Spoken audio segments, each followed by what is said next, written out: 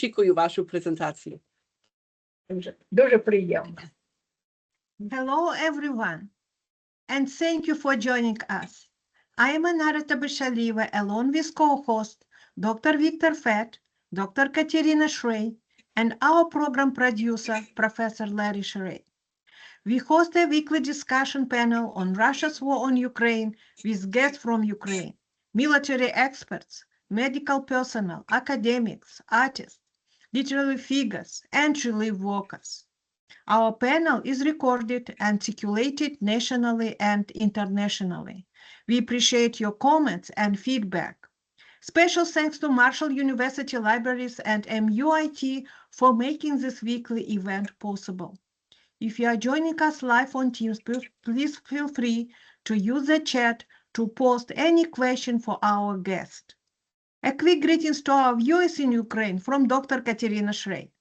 Вітаємо наших слухачів в Україні з глибоким покліном. Ми далі свідки вашого страшного терпіння і також вашої великої сили. Дякую вам за вашу участь в нашій тижневій програмі. Thank you, Katerina. Today's guest will be introduced by Dr. Victor Fett. Thank you, Nara, and it's my pleasure to welcome back our contributor, Dr. Nina Polchaninova from Kharkiv, from Karazin National University. Nina is an ecologist. She works in the Museum of Nature and for decades studies dry grasslands of Ukraine, known as steppes, some of the largest massifs remaining in Europe. It's about conservation, about ecosystem studies, very familiar for myself because Nina and me know each other for decades, and in fact, I know these grasslands from my childhood when my father took me there back in the 60s.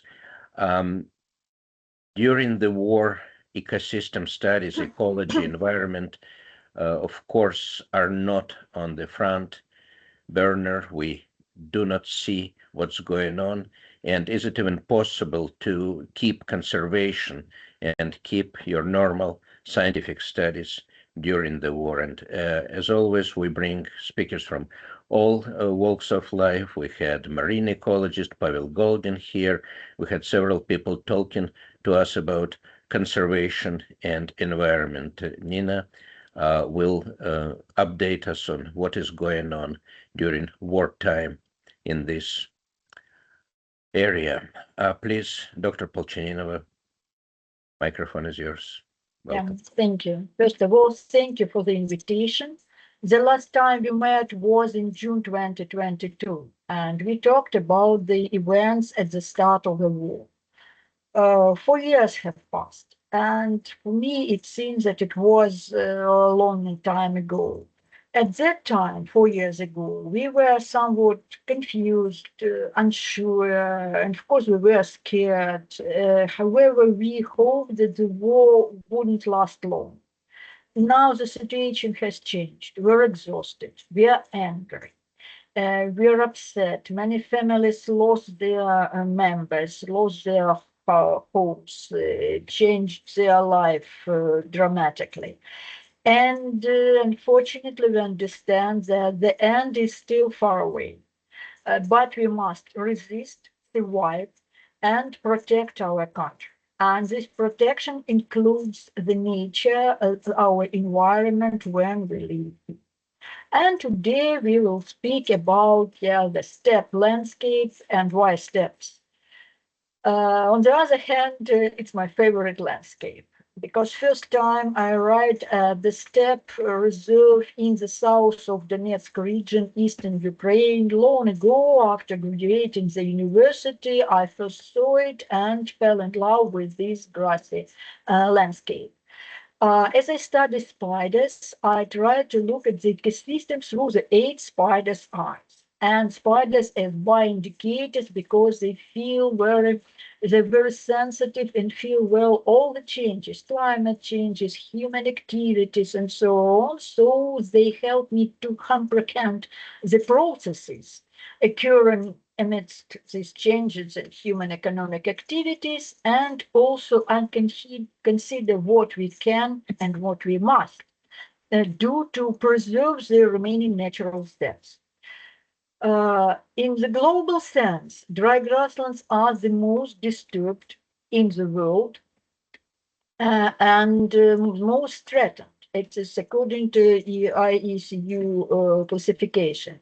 And at that time, the least protected of a major terrestrial biomes, because very often there are nothing to protect.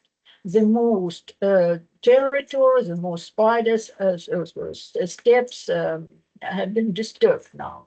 So there's a step by all how it looks like in this eras in our planet. And of course, you know well that rarest in the South America, Brazilian Cerrada and Campos Secos of Argentina. And this is the steppe belt of Eurasia. And so here is Ukraine, and there is a map of Ukraine. And in yellow, this is a steppe zone. So the steppes is the main vegetation type, and also this part is a forest steppe, whereas this is small woods and steppes also here, and some parts of steppes, zonal steppes, are here in the forest part. So in total, 2/3 of the Ukrainian territory is occupied by the steppe and steppe-like habitats, but it was in the past. Now only approximately 3 or 4% of Ukrainians pristine steppes remain for today.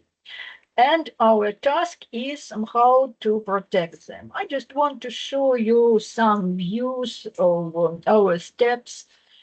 This is from eastern and central Ukraine. And this is the feather grass, still in the sun. There is a peonia, which is blossoming, as you can see, and also feather grass and some stones. The very picturesque steppes on the chalk background, also granite, sand, limestone outcrops. Mainly these views are from the nature reserve. And also that blossoming steppe, like now in May, early June. This is a western steppe, which in western Ukraine, with the small patches, but also they were kept in the higher river banks, surrounded with the forests. Chalklands of Donetsk region, and there are steppes of the south of Ukraine, this so-called steppe gullies with feather grass, with grazing, and tulips. Not so many we have tulips as in Kalmykia, for example, but they're wild, there is spring view, and the dry steppes also in the Crimea. So looking at these pictures, you can think that the steppes are boundless, but it's a skill of photographer. In reality, we have such an agro landscape where small patches of steppes are embedded, like here it's autumn, so it's the slopes, stony slopes just can't be plowed. So that is why they remained.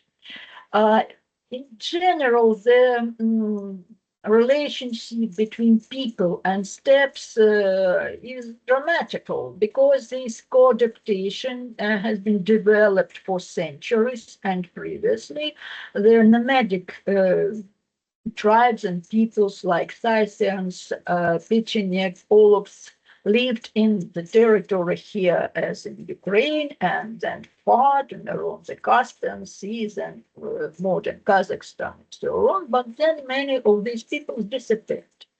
And when this era called the Cold Wild Field was settled in 16th or 17th centuries, they was unpopulated. And people who came there were from the regions of forests. They didn't understand the steppe, which is bare on the grass without trees, and they tried to change it, to form it, and to make it more common to their view. In the first of all, what threats exist now, they has existed centuries ago, and now the degree of this threat only decreased. First of all, that plowing. After plowing, the steppe recovers with decades, if not less, and it is a very, very slow process. And now in Ukraine, all steppes, all and also meadows, which can be plowed, are plowed already. So we have very small parts of them. Then afforestation. What I've said about the people who came from another landscapes, they need sun, shadow. Definitely later after plowing, we suffered from the dust storm and so on. So first the people changed and ruined the environment, and then they tried to somehow made it better, more comfortable. But as all that upper parts now are plowed, that the plowing in the deep gullies, it's not effective. They only spoil the natural steppe vegetation, and after the plowing, very often trees don't grow, so they also die because it's not their climatic region, but the steppe is ruined. Fires are the natural key factors of the steppe or general dry grassland existence, because these types of biome need disturbance. But if it's periodical, natural, it is one case. But when it's chaotic and very often, and especially in summer, when it's dry, we have just bare soil after that. And I work as a fire ecologist, and I studied the recovery of steppe community and spiders as indicators after that. It takes also decades, and it changes the approach of that development of the ecosystem. But sometimes, which it is burning, especially all the early spring or winter, they aren't so threatened, but there is no practice of prescribed burning like in American prairies, in Europe at all, and also in Ukraine. Why? Because previously, in the time of that the Soviet time, all parts of the land were plowed, and which weren't plowed were not just grazed, they were overgrazed in such a degree up to bare soil, and there was nothing to be burned. There was a sole problem to burn, to reduce the extra biomass, because there were a lot of grazes. Then, with the change of the economic activity, and in 1990s, the stock amount decreased dramatically. Then even that farmers who just have the grazing stock, that abandon the pastures and shifts to stall caring their cattle. So no cows. First, that dry grassland recover, and there were just two extremes. This is that overgrazing, and this pasture abandonment, and the another type of vegetation has formed in that place. So that is a force, danger to the existence of dry grassland in general in the world. But this is an example of our Ukrainian steppes. And also more, because all of that ecological energy is not so ecological as now we understand, because fields, all the solar fields are placed and organized, at least in Ukraine, not on the former fields, agricultural fields, definitely, but in some exactly vestiges of remains of the steppe. Then energy crop, and I had an opportunity to study arthropods, insect spiders, who live there. They don't live in these under these trees, so they're nearly empty, so only in spring. And then the middle of summer, nearly no insects in summer, and spiders under the canopy. Wind turbines, and so it's good in the agro landscape, not so damaging, for instance, like in the mountains, but still it also the nature of the virgin steppes. And mining, especially coal mines, when it is at ore mines, vast dams, they are not so toxic, and they develop overgrowth quite quickly, and even rare species like to settle in it. But with coal mines, it is another question. So there are lots of threats to the natural ecosystems, which are very small, which are embedded into agro landscape. And here it is near Kharkiv region on the west. This territory was occupied, then deoccupied, and it is near that Kupiansk and our that Polchaninova. Maybe some of you have heard that there are places of battles, and the line of France is very slowly, but it is crawling towards that peaceful landscape. And we also had buffets there. Why had? Because the European buffet depends on the cattle, on the pasture. They can live in the pasture because they need the first of all view, so not high, not tall grass on the one hand, and on the other hand, after eating some grass, the new grass recovers the pastures, and it keeps green or tender during the whole season. Without grazing, it turns coarse, root. The animals can't eat it, and they can't have don't get enough fat for hibernation. So young animals and females die, and only old females and old males survive the winter. So with this, of course, you can guess that the population, the colonies, disappear, and we saw that during the human life. I witnessed that in this place during 20 years, the colony disappeared after that grazing cessation. And all of that,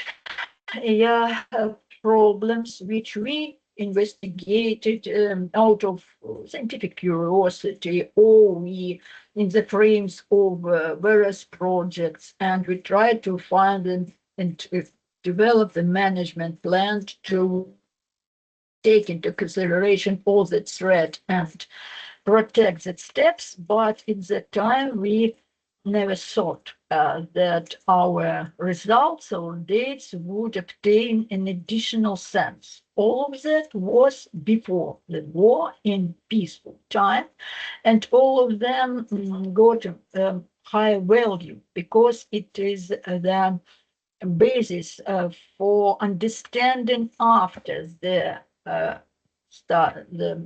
hostilities, how the ecosystems can develop and can recover.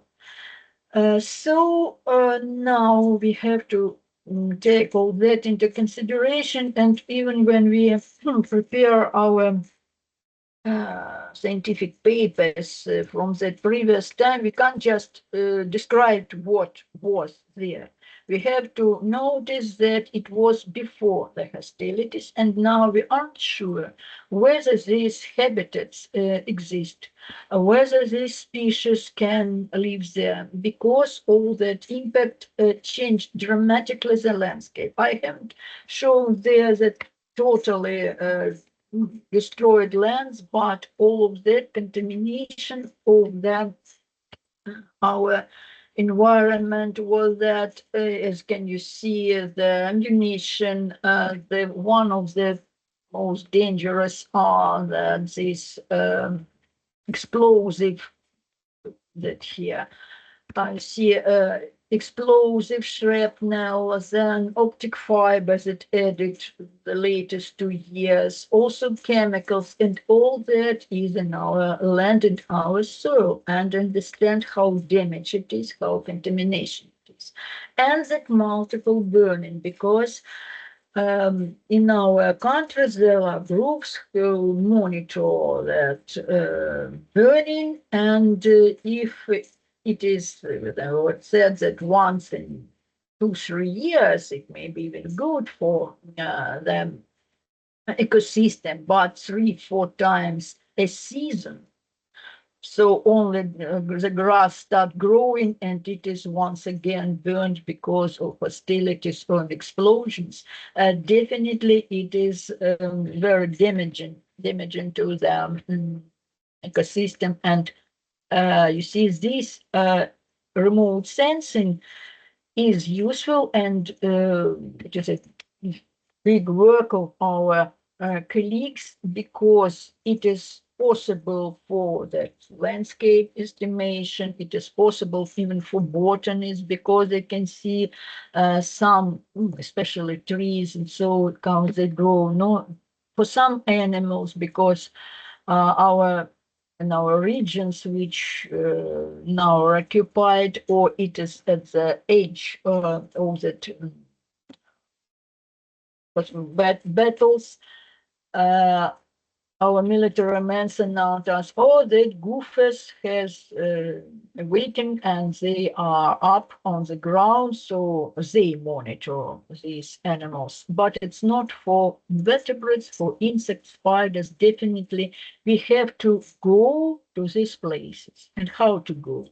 Because there are, you see how many craters of explosions, and definitely mining. And we don't know how and when. I think that will be not in my life that we can get that region where we worked previous years. So here I show that it's a map of the season. This winter are occupied territory, and in blue I show the places where mainly my studies of spiders in the steppe. So the east of Ukraine was started well with that approach, and also that in this red or something, a pink dot, there are more or less safe regions. And here we continue working with my colleagues, also studying spiders. And last year we received a grant of the European Arachnological Society for the study of, it's very small, but it helped me to travel along Ukraine and to study new places, and discover for myself new places of localities of steppes, and add a lot of species and find new species to Ukraine of spiders exactly in the steppe ecosystems. So this area is unavailable for researchers, and as I already saw, it can be possible only in that remote sense.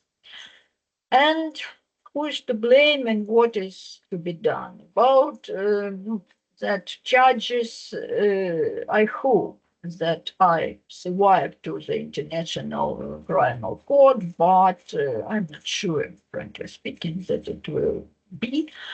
And I see it, well, I hope. But what we can do as scientists, as citizens of Ukraine, first of all, to document all damages for the future.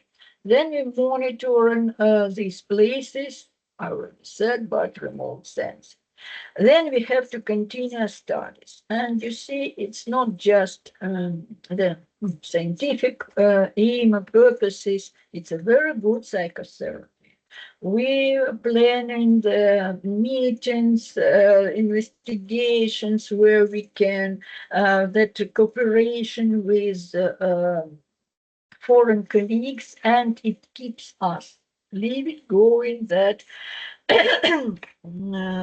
that the way is going, the life is going on. Then we create the databases, GBIF and others, and make them available to other researchers. So all that spiders registration, all these records should to be clear, seen, and then available for making just some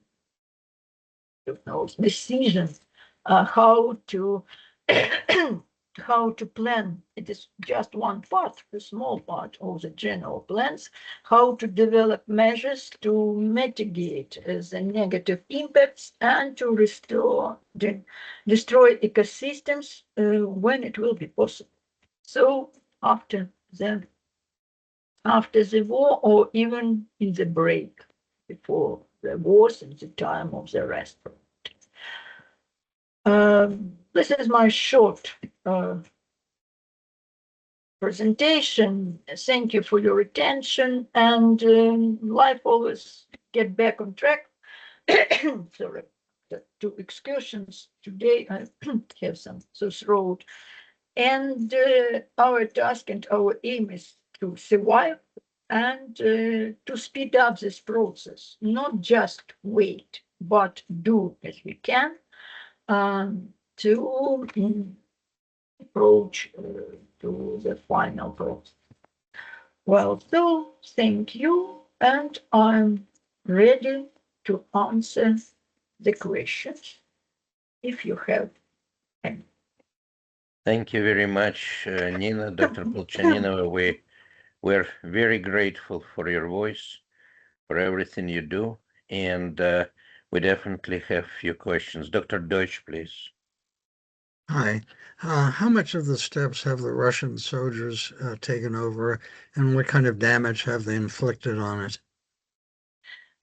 You see, I can't say exact figures of the area, but all the steppe reserves of that the left bank Ukraine, we have the main river Dnieper. On the right bank, it's called the area right bank Ukraine, and this on the left bank Ukraine. So all the nature reserves are occupied, as some of them are damaged.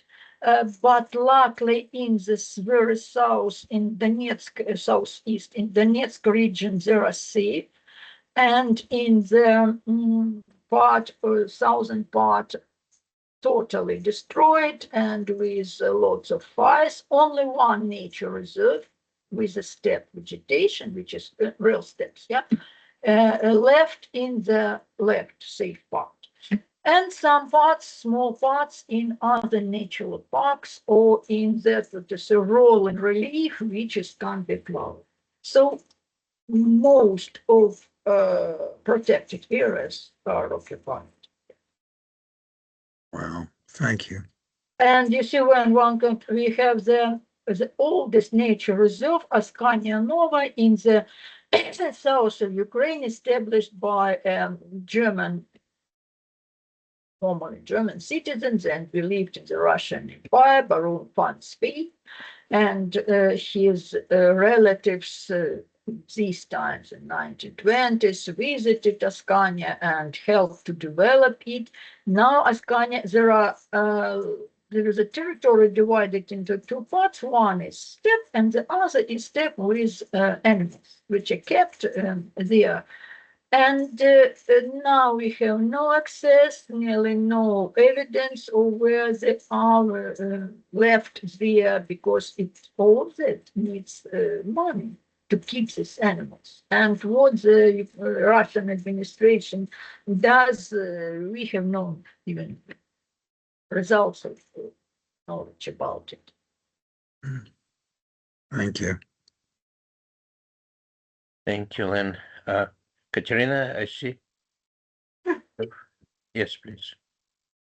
Thank you so much for all this. I have a couple questions, and I'm going to ask you if it is okay to go back to specific slides to answer these questions.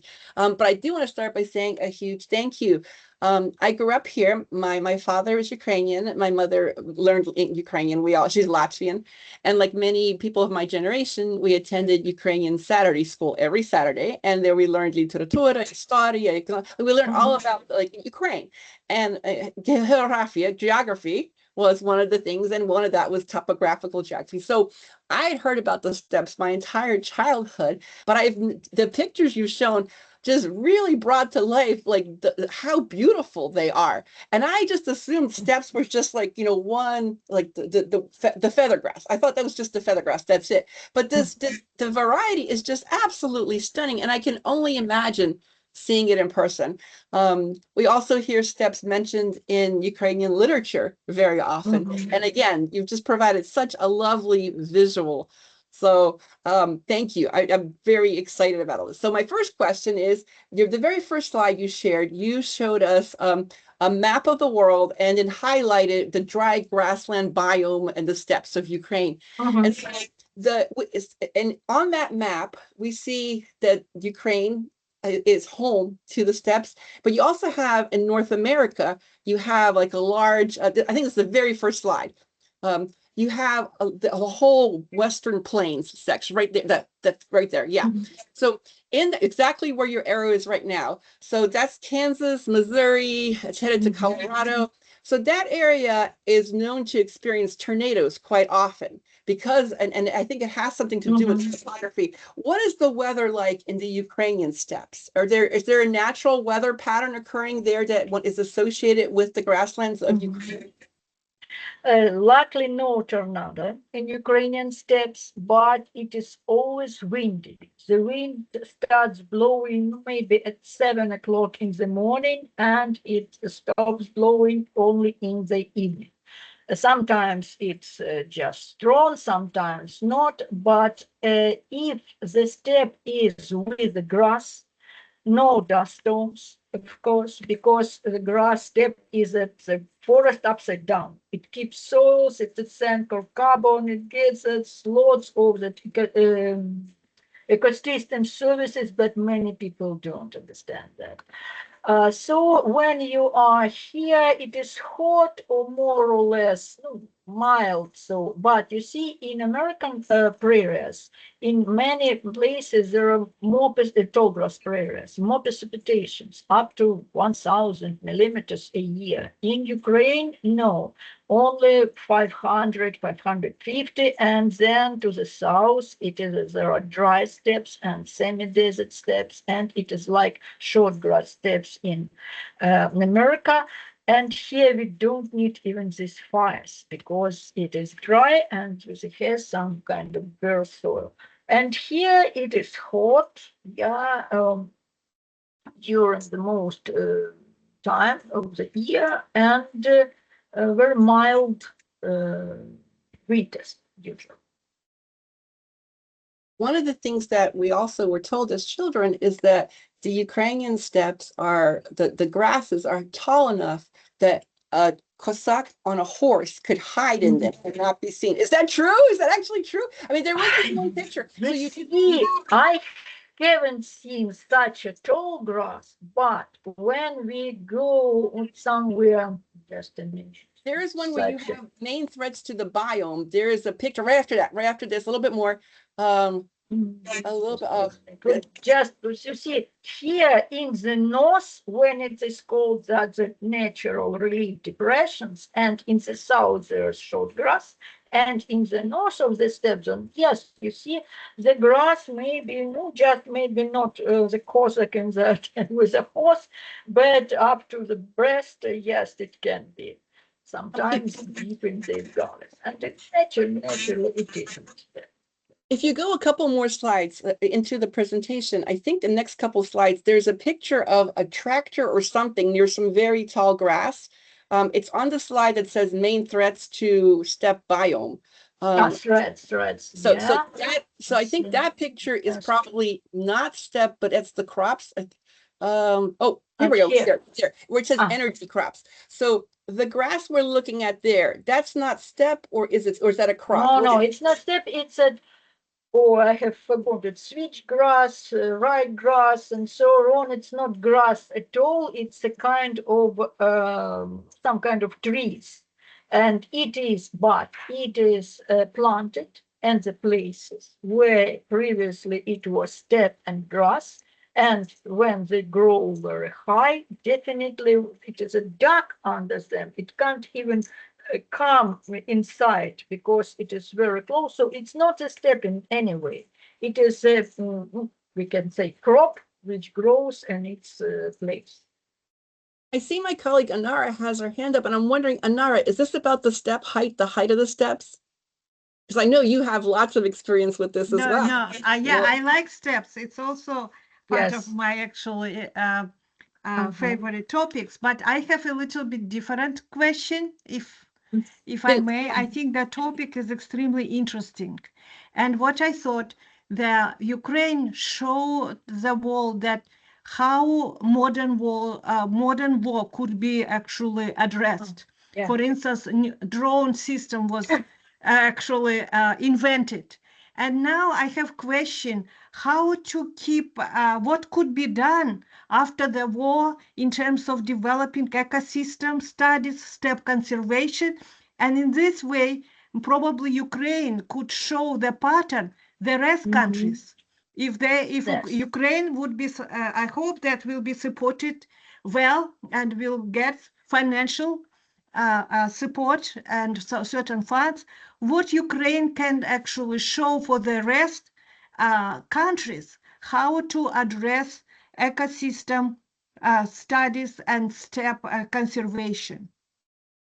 You see, unfortunately, our country became a polygon of the studies of hostilities and their ruining impact on the ecosystems. Because in the previous,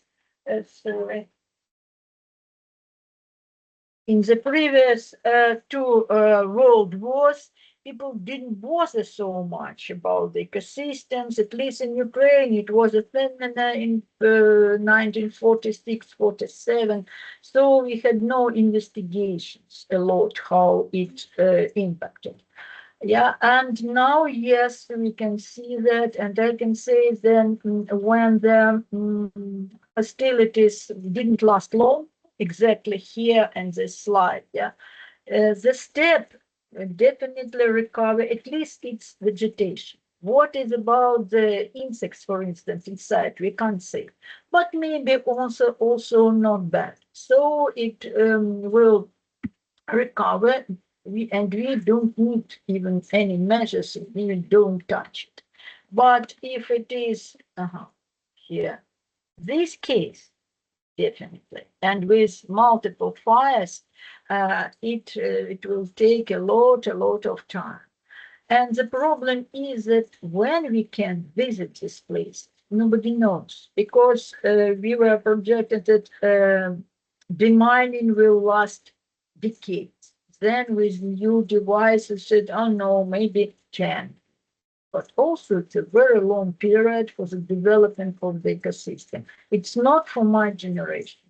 I hope maybe the next generation we see it can go there, and all of our scientists, because of this demanding, it's terribly covered with it, say that don't know when it will be possible. And yes, that will be an example.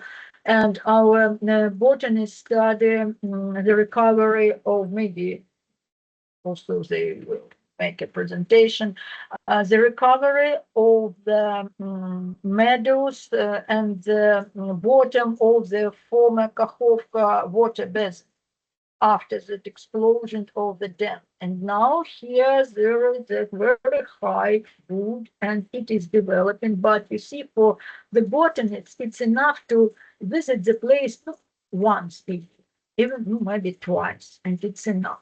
Not that for us, for zoologists, because when I started the era, I have to collect spiders for at least once a month. Better once in 2 weeks, but at least once a month. It is difficult to organize because, and that this is just show you the map. Of course, this is just here. That was that was the Kakhovka water basin. Now there is no water body, just the river. And this area is occupied and is constantly shelling. It's just dangerous to go, to be there. And the city of Kherson,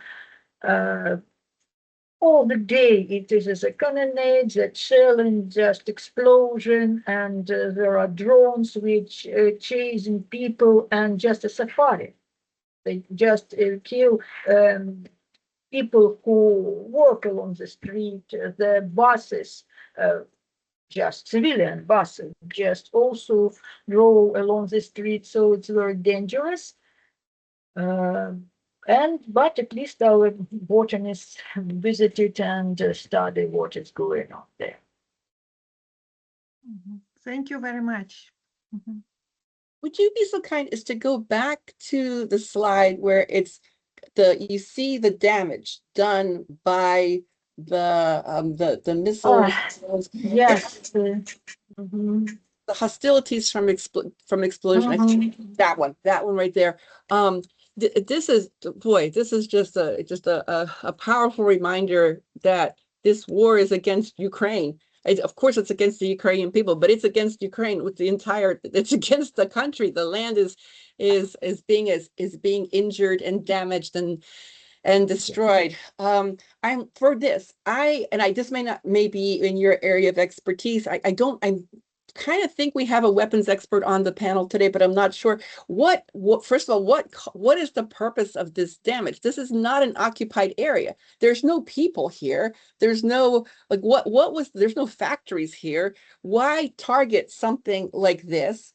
And then the other question is, in the inset photo, the smaller photo, that's a close-up. How big is that? Is that meters? Is it in what how can a person fit in there? Like, how big actually these are huge holes looking from the overview. So I'm wondering, what is the strategic purpose, military purpose of what we're looking at? This just seems like carnage for no reason.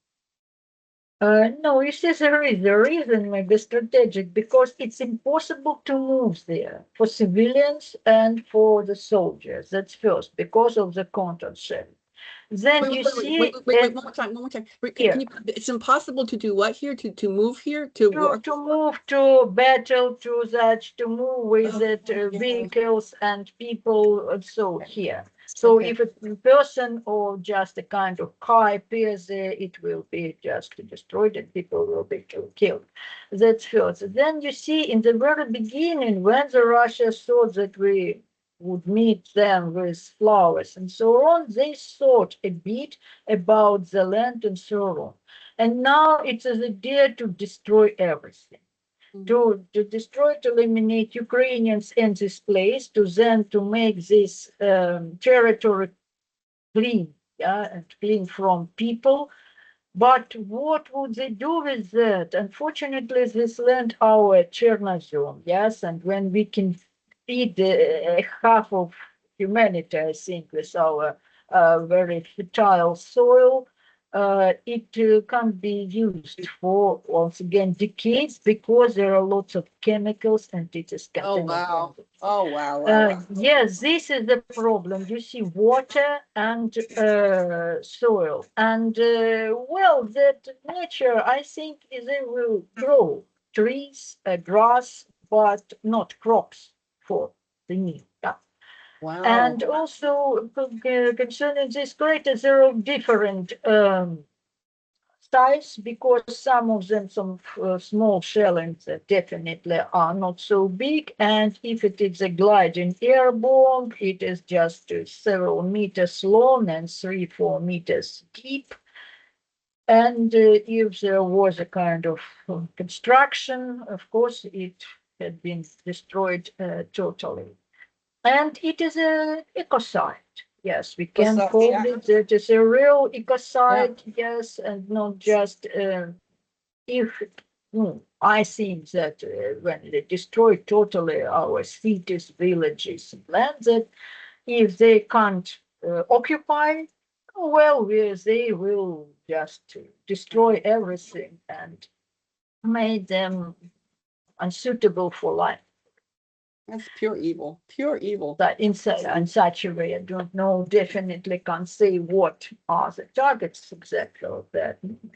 Something like that.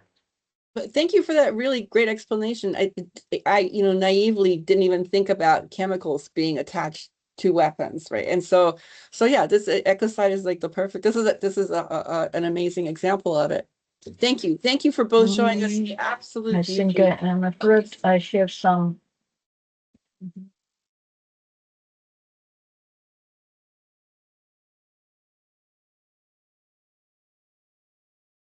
Ooh, we may be paused for a second. This is a remarkable presentation. We see the absolute beauty of these ecosystems, and then we see the absolute horror of ecocide. It shows us both sides of it. So I'm very, very grateful to our presenter today. Thank you. Thank you, Nina. Did we lose your microphone? You Nina? see, Yes, I you're have fine. some just No, you're breaking fine. sound and internet, but I hope now it's okay. You're okay. Yes. It's okay now. I can. Yes. Thank you. Thank you. If somebody has more questions, please ask. We have a rare opportunity, and of course, it's our duty here to bring attention again and again to both genocide and ecocide in Ukraine, and Nina is an expert in those ecological matters, as we all can see from this report. Nina, tell us, we have a few more minutes, tell us about your students, your future generation you mentioned. Is right now, we understand, the university is still functional, university is open on schedule. What will happen? Are there any changes in study plans, in teaching? Of course, in summer, ecologists go to the field. What your life will look like this summer? You see, well, if the cities in the center of Ukraine or in the west, they have normal process of studying, and they have field practice and so on. Even in Odessa, it is also the same, but they are under shelling, and it seems to me that it's more danger and more explosions there, and uh, the Russians are more furious against Odessa than touching all wood around than Kharkiv. But in our university, the university near the front zone, we study distant studies like during the COVID time. And of course, it's not normal studies. Of course, when we have that field practice in the internet on the screen, it's not the real practice. And definitely we have less and less students each year. First of all, many of just young people are abroad since the beginning of the war, and they grow up. Now they go to the universities 3, 4 years in other countries. But still we have students, and we give just lectures online, or they come to our Museum of Nature. And in Kharkiv, there are still quite a lot of children, and we have 11 excursions today in our museum with children and also schools, and we are happy and lucky that there are children. As we have children, yes, we have future.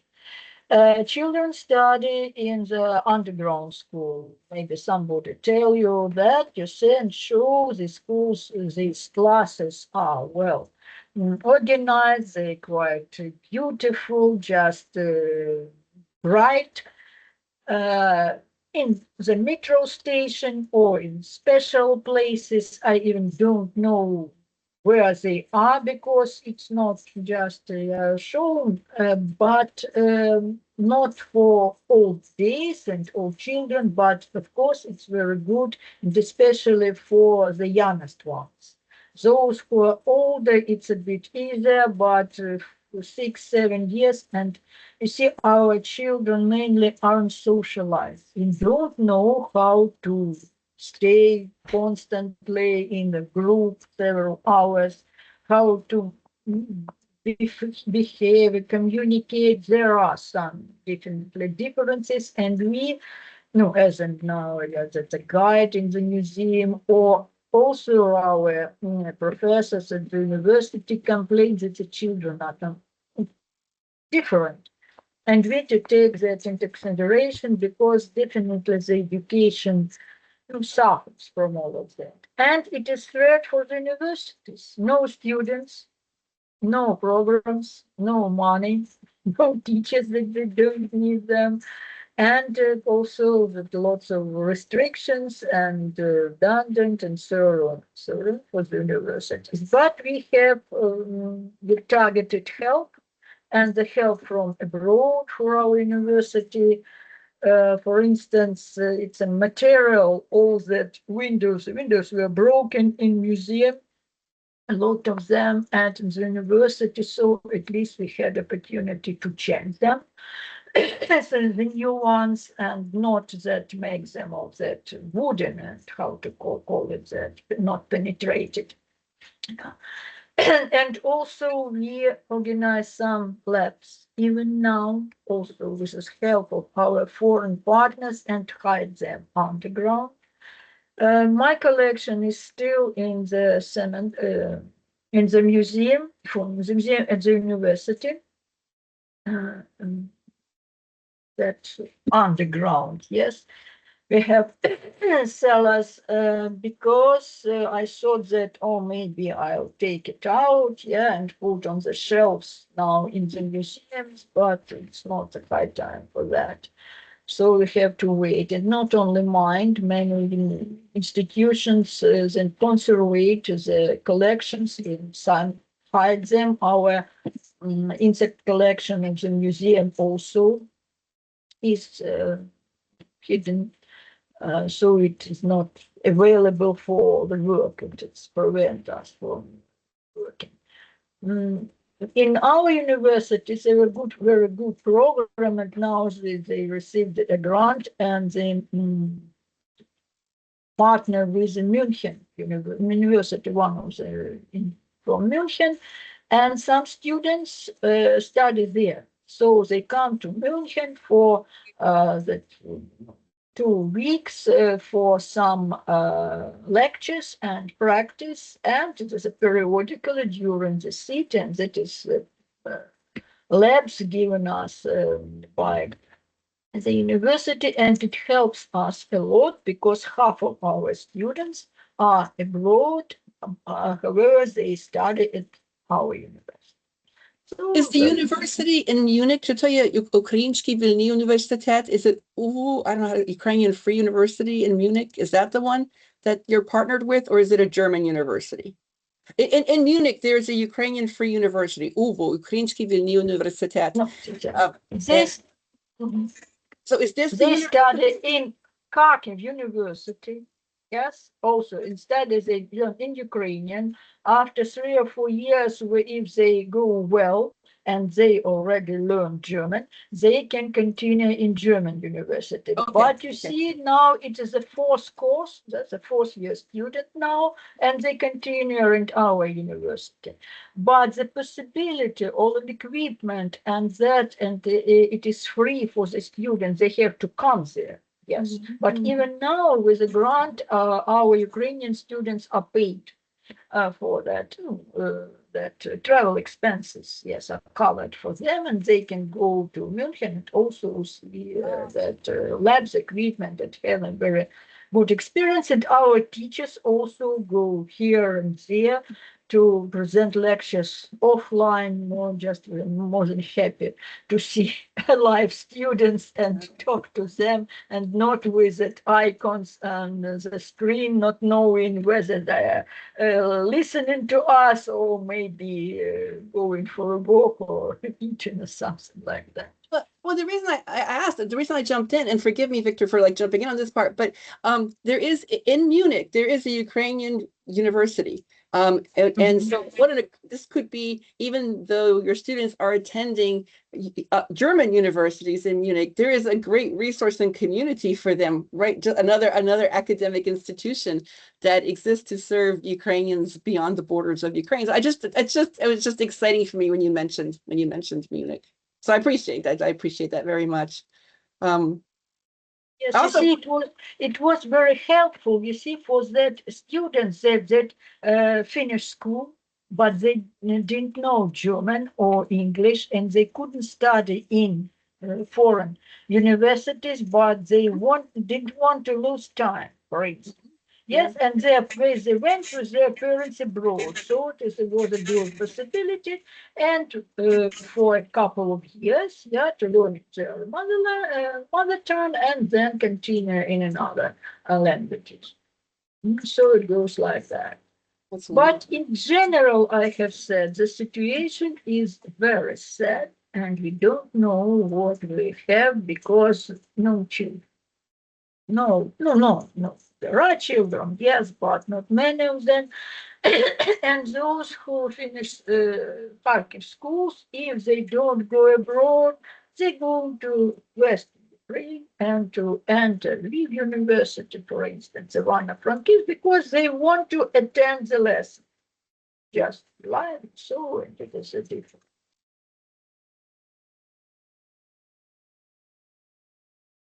oh, Victor muted.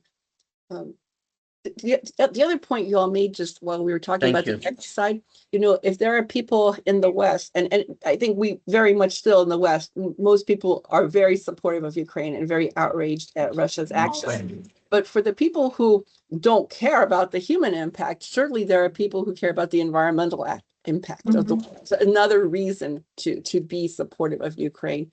Sorry, Victor, I'm going to jump back now and just shush. Thank you, Katerina. Thank you, Nina. We are finishing our program now, and we must thank Dr. Polchaninova once again for bringing this fresh aspect, the voice of reason and optimism, whatever happens. And please be assured you have strong support, not only from our small outlet, but from many, many people in the United States and, of course, in Europe. We pray for your victory and for defeat of the aggressor, and above all, for future generation which you serve. I will ask Katerina to say a few words in Ukrainian to our viewers, please. Дорогі браття і сестри в Україні, ми зберігаємо вас у наших щоденних думках і молитвах. Нехай милосердний Бог тримає вас у своїй опіці. До наступного тижня. Прощаємося. Слава Україні! Героям slava. We are very thankful for all. We know and understand that people support us, and it helps us a lot. To know that some people or many people aren't indifferent. They are ready to help us and engage in our tragedy. Thank you. So thank you, everyone. Yes, I was very glad, and thank you for this opportunity to speak out and to share my experience and my knowledge. Bye. Maybe